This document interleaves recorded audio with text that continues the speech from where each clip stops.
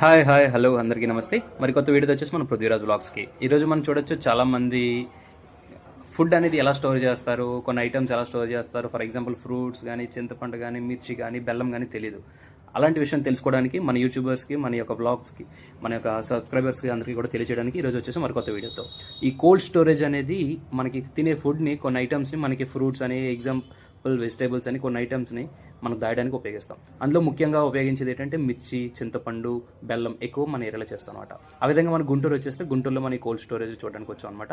ఈ cold storage చూడొచ్చు, లోపల ఏ విధంగా ఉంటుందో మనందరం కూడా చూడొచ్చు. మన కళ్ళకి కట్టినట్టు ప్రతి ఒక్కరికి చూపిస్తున్నాం. మనకు తెలిసిన ఒక అనంత్ అనే ఒక ఫ్రెండ్ అతని దగ్గర నుండి తీసుకొచ్చి మరి చూపిస్తున్నారు. కోల్డ్ స్టోరేజ్ లోపలికి వస్తే ఈ విధంగా ఉంటుంది.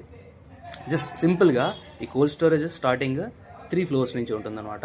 హైయెస్ట్ 5 floors 10 floors కూడా ఉంటుంది కొన్ని ఏరియాస్లో. మన ఏరియాలో అయితే 5 floors మ్యాక్సిమం ఉంటుందన్నమాట. ఇది 5 floors ఉంది చూడండి. 5 floors మొత్తం అంతా కూడా మిర్చి ఉంది. ఆల్మోస్ట్ 1,00,000 నుంచి 1,20,000 మిర్చి బస్తాలు పడతాయంట దీంట్లో. చూడొచ్చు ఈ క్వాలిటీ ఎలా ఉందో. ఫర్ ఎగ్జాంపుల్ దీంట్లో కోల్డ్ స్టోరేజ్లో ఎందుకు దాస్తారంటే, చూసారా మిర్చి మీకు చూపిస్తాం, స్క్రీన్ మీద కనిపిస్తుంది ఎంత కూలింగ్ ఉందంటే ఆల్మోస్ట్ నియర్లీ 15 to 16, 14 టెంపరేచర్ ఉందన్నమాట లోపల. ఆ టెంపరేచర్ కూడా మాకు తెలుస్తుంది ఇక్కడ. మ్యాక్సిమమ్ మనకి మిర్చి పండినప్పుడు ఉండేటువంటి కలర్ కొన్నాళ్ళకి కలర్ పోతుంది అనమాట. ఆ కలర్ పోకుండా ఉండడం కోసం, మిర్చి పాడవకుండా, దాంట్లో ఉన్న టేస్ట్ పోకుండా ఉండడం కోసం ఈ cold స్టోరేజ్లో దాస్తారు.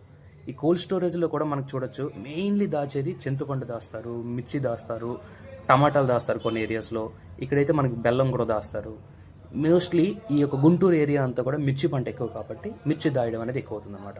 Almost nearly Hyderabad surrounding నుంచి, ఈ ఏరియా నుంచి అందరూ కూడా ఎవరు పండించిన మిర్చి కూడా తీసుకొచ్చి ఈ కోల్డ్ స్టోరేజ్లో దాచుకుంటారంట. బికాస్ ఆఫ్ మనకి సరౌండింగ్లో ఉన్నటువంటి ప్లేసెస్ కంట గుంటూరులో ఉన్నటువంటి ఈ యొక్క కోల్డ్ స్టోరేజెస్ కెపాసిటీ ఎక్కువ. ఆల్మోస్ట్ 1,00,000 నుంచి 1,20,000 బస్తాలంటే మనం తెలుసుకోవచ్చు ఫ్రెండ్స్, ఆ మిర్చి ఎంత ఉంటుందో, ఎంతమందికి సరిపడే ఎక్స్పోర్ట్ చేసుకునే స్టాక్ ఉంటుందో. ఇందులోని మనం చూసుకోవచ్చు. మెయిన్లీ దాచుకోవడానికి కారణం ఏంటంటే సీజన్లోని క్వింటా అంటే 100 kgs 10,000, 11,000 మాత్రమే ఉంటుంది. అదే ఇప్పుడు ప్రెజెంట్ అన్ సీజన్లో 15,000 రూపాయల వరకు ఉంటుంది.